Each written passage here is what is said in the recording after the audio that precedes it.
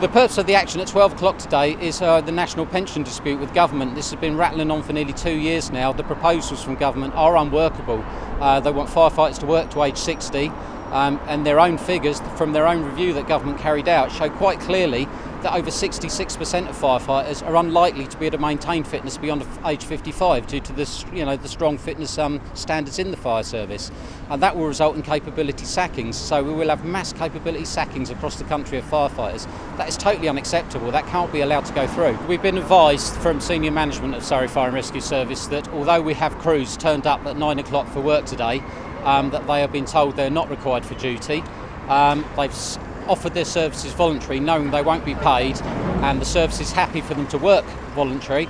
But we've just now been told that although they're voluntary working on station, the pumps are off the run, so it's pointless them being there. They've got a private company, Specialist Group International, and they're relying on them to deliver the services. I don't know what the reasoning is behind this. Specialist Group International are newly trained in firefighting.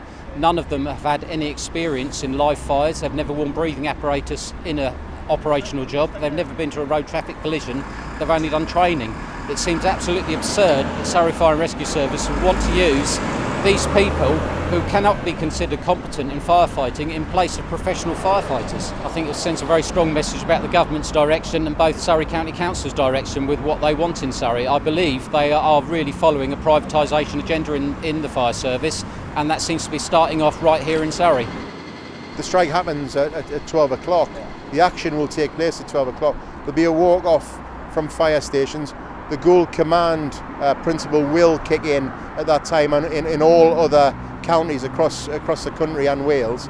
And firefighters will be either picketing or they'll be making their way to leaflet the public and be back ready to go back on duty at 4 o'clock. We are not aiming to hurt the public. We are aiming to get government back to the negotiating table and get a fair deal on firefighters' pensions. There's loads of cuts going on throughout the country at the moment. In Surrey we're facing fire station closures. We're riding below strength on fire appliances at the moment, which is not below national guidelines. So the point is that when we actually turn up at an incident, we may not be able to commit our crews into a fire or commit any rescues because health and safety reasons. What you have to remember, if we are sacked on capability, because this is what they're talking about, and we're sacked early, we're going to be a burden on the welfare state, and no one wants that. We just want what's fair for us. Trained and qualified and brilliant firefighters who are performing a service for the wonderful people of Surrey and the wonderful government, in part of its proposals, in the working through of its proposals, it conducted a review.